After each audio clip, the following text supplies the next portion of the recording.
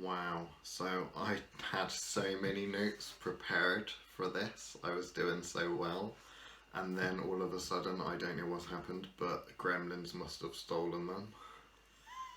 I can't believe I've lost all of the notes. I wrote two A4 pages all about notes, all to do with not magic and the history of not magic and all that. And it's all just disappeared. I have not left this room. I have tore this room from top to bottom and I can't find them anywhere. So I'm gonna have to wing this. So yeah, not magic, not my discipline if I'm perfectly honest with you. The one thing I'll say about not magic that I don't like is that I think too many people rely on these kind of little meme posts and little spells that are put online and in books saying this is a lover's knot, this is a this knot, this is what you do here, this is what you do there. If I say to you, make your own knot spell up instead of me teaching you a knot spell and the little rhymes that go, you know, like knot one, my will is done, blah blah blah, all that sort of jazz. Maybe your bag, not mine. I would say the best thing you can do with not magic is to research the history of a specific knot. What practical application does this knot have? Now, my favourite knot is a figure of eight knot. This is a figure of eight knot. I don't know if you can quite see it. It looks like a figure of eight. I'll show you the camera. Figure of eight, yeah? Figure of eight. My favourite knot's the figure of eight knot. Now I use this knot more than any other knot simply because I grew up using it. I have an intimate connection with this knot. This knot has literally saved my life many times because I used to do a lot of rock climbing, and in rock climbing this knot is a necessity. This is literally the knot that you tie in the rope for connecting your harness. So if you don't get this knot right, you are dead. When it comes to knot magic and things like that, knot magic is an ancient practice. As long as humans have been using textiles and fibres and that sort of thing, and there has always been knots. Every knot has its own practical purpose and use. Now we'll leave aside artistic knot for now, and we'll just focus on the practical knot magic and practical knot work. Simply because at the end of the day, your magic is most likely going to be practical. So you're most likely going to want to do something, you're going to want something to manifest. So if you can find a knot that symbolises what you're trying to manifest, then it would make sense that you use that knot. Now, when I've said about not using other people's, oh that was a bad one, wasn't it? Not using other people's not magic spells and that sort of thing, is because if you want to be a witch, eventually you're going to have to get to the point of inventing things on your own, inventing your own rituals, doing your own research. And it's better that you start off doing that now than when it comes to the point when you're trying to accomplish something that's not been done before. I'm going to keep saying not, we're just going to have to put up with it. So if I say that yes, you could go online and you could find loads of not magic spells and all that sort of thing, and you can look in books and that sort of thing, then try, I'm gonna keep saying not, aren't I? Try not to look up knot spells. Don't do it. Instead, research knots. Research the applications of it. What knot is this used for? What is this knot used for? Is it something that's used on a boat? Is this something that's used on a ship? Is this a safety knot? Is this used in climbing or abseiling or something like that? Now, once you've researched a couple of knots and you like the look of them and the symbology of what their use is, their practical use is, then you can start applying a magical use for that knot. So even if you have never been one of those people that likes the art of, you know, tying knots and that sort of thing, if you just think in terms of symbology, you have one person represented by one colour, another person represented by another colour, and the symbology of tying that knot together, that is simple knot magic. It's tying two things together, one colour, one another colour, one representing one thing, one representing another thing, being tied together. Your magic infused in this. Now, I'll tell you a couple of interesting little things about knots, okay? One is that if you're thinking about practical applications of it, obviously if you do a knot spell and mess it up, is it your intention that you can undo the spell by undoing the knot? So when you think of hand fastenings, in a lot of kind of pagan practices, where they'll put two people together like a wedding and knot their hands together, that can be undone. So there are some spells out there which will involve you tying knots into things and then untying knots into things.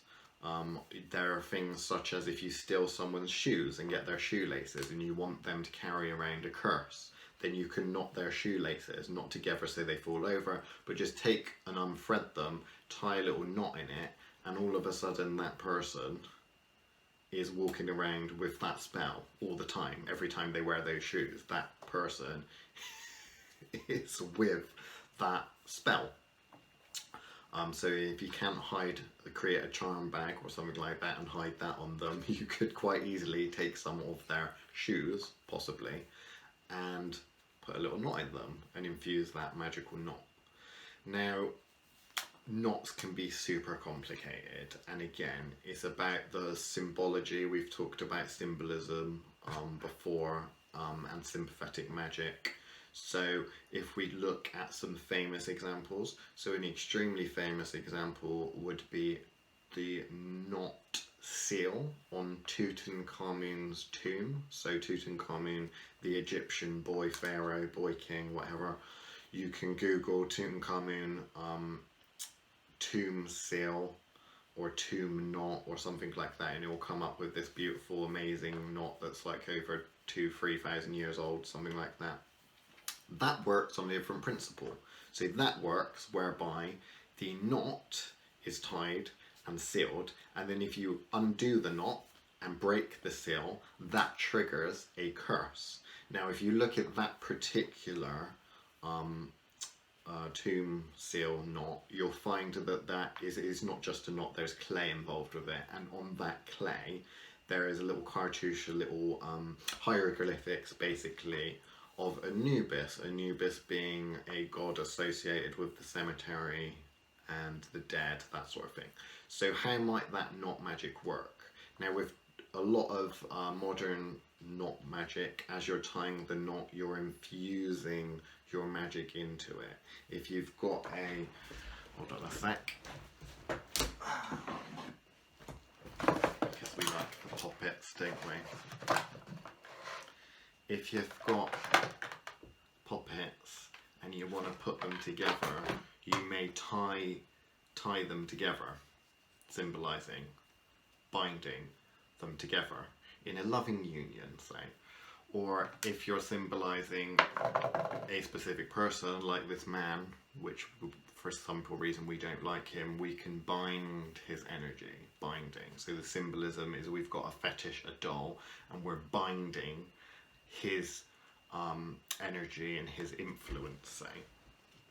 Now if you look at the Tutankhamun knot, that works on a different principle, you see. So from my theory and from my understanding understanding witchcraft and magic, when I look at and feel the influence of that knot and what magic is behind that, to me it feels like that seal is that knot is a trigger.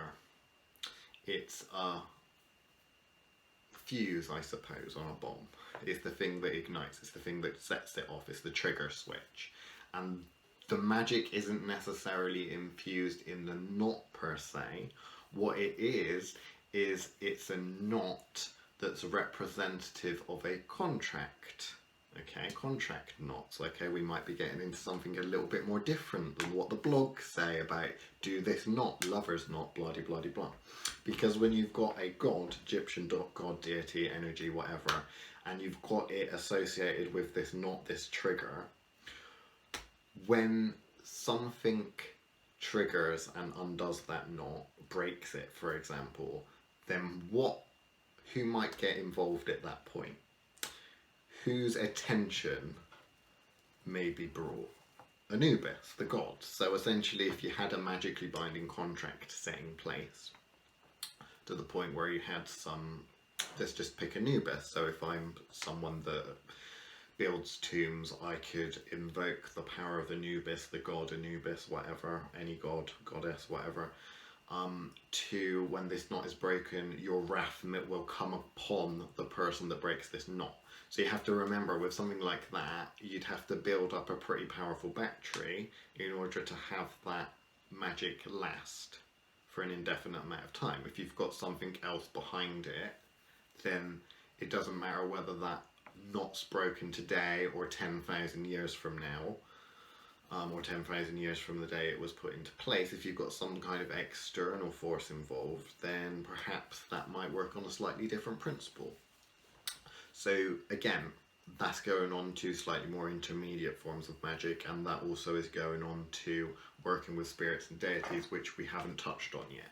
So let's wind back a little and go towards basic principles. So I don't know if you're familiar with the tradition of getting a padlock and two lovers coming together and padlocking that lock to a bridge. I don't know if any of you are familiar with that. It seems to be quite a big thing. Over where I live, there's a couple of bridges that you can go around in Bristol, and so you see all these padlocks everywhere. Often it's got the initials and a little heart of the people that put it there, blah blah blah blah. If you think about that and you knotting your, well, you're not knotting your padlocking, it don't take much to undo that, does it? Literally, the council come along every so often and get rid of all these padlocks because there's just too much of them. I wonder how many relationships have broken up after that. Who knows? Nah, that sort of magic's probably too weak, to be fair, to have an actual impact, but you never know, do you?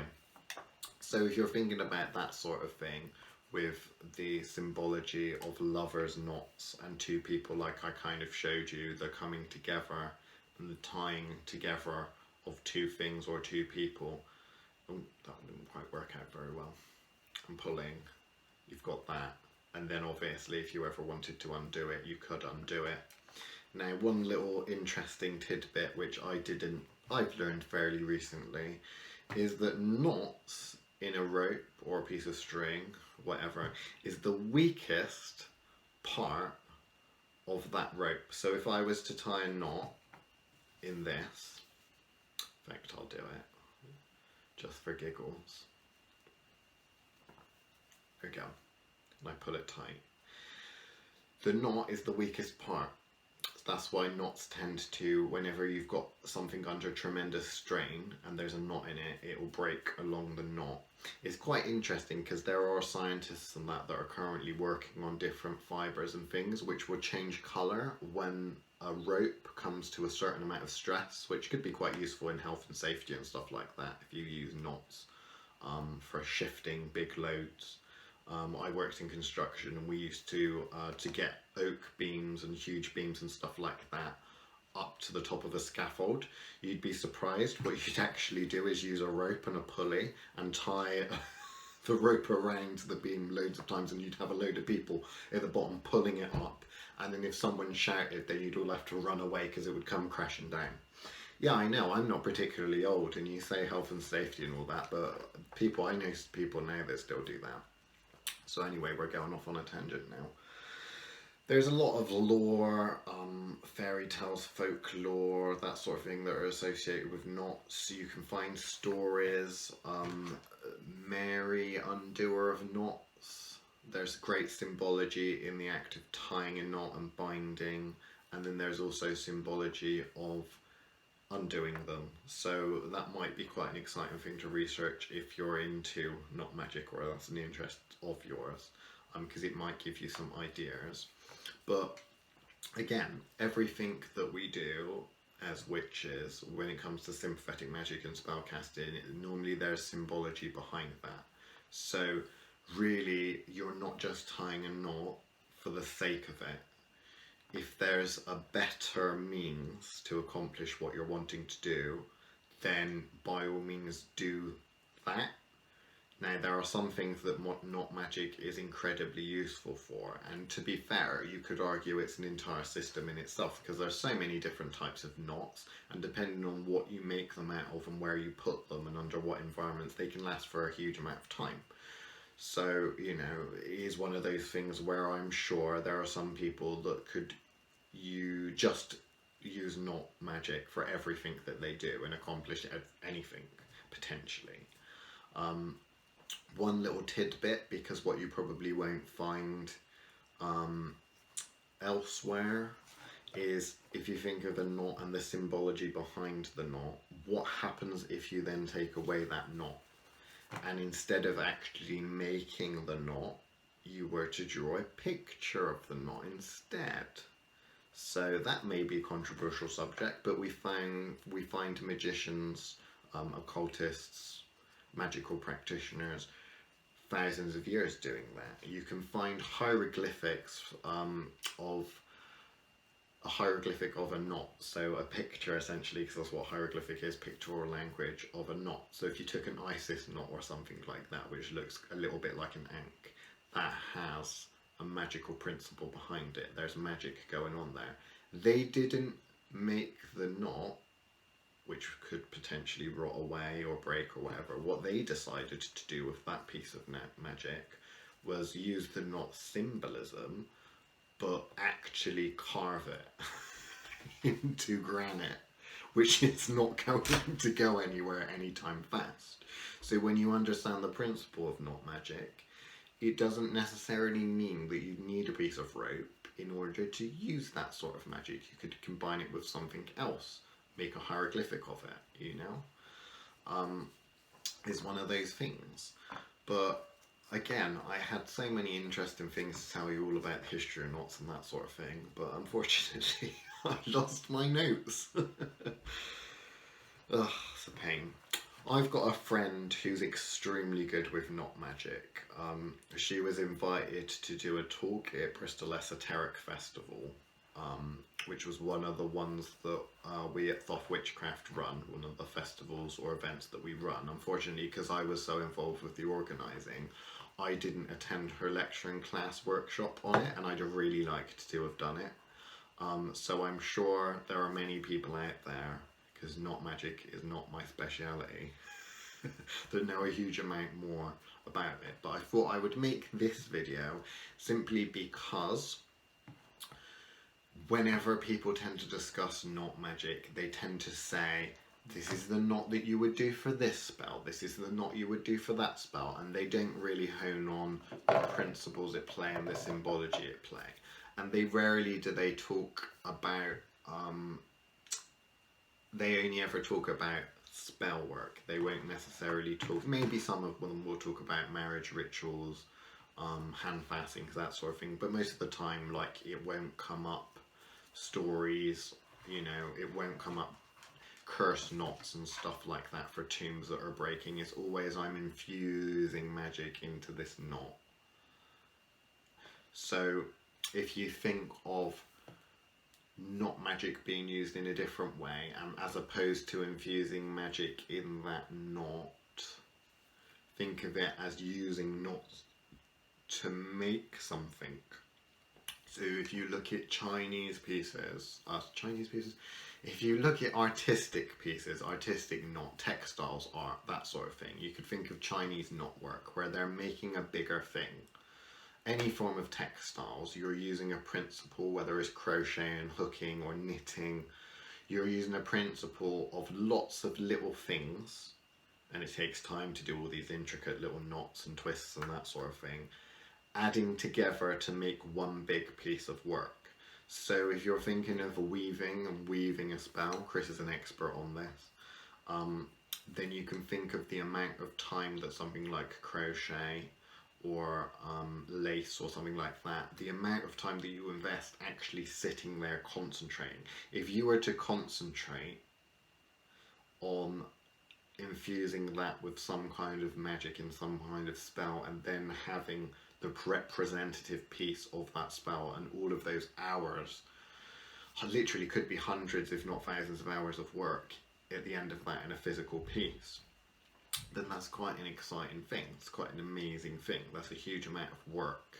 There's a reason why a lot of textiles, when you go back in history, people that work textiles are often associated with witchcraft. I mean, they even call it weaving a spell, for crying out loud, you know.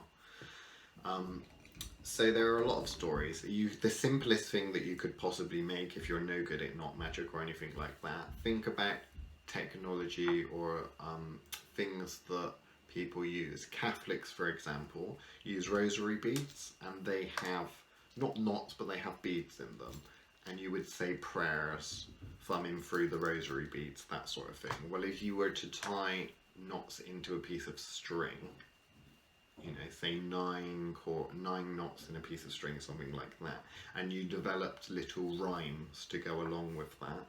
There's one quite famous one that has a lot of variations, which I'm not going to tell you now. I'm going to leave you to research. It's the stereotypical one where you tie 9 knots into a piece of string and you have little rhymes whilst you say it. But then, you know, the bigger works, if you are one of those people that are interested in textiles, then, and you haven't already, then, oh my gosh, why are you not infusing your textiles with magic? Why are you not creating wonderful pieces of art that are also extremely magical? The amount of time that you are putting into that, you know. But anyway, I think I've covered the absolute basics of not magic. So yeah, I guess that's it. Again, I wasn't particularly prepared for this. Well, I was actually very prepared for this, but maybe it just wasn't supposed to be. Anyway, there we go.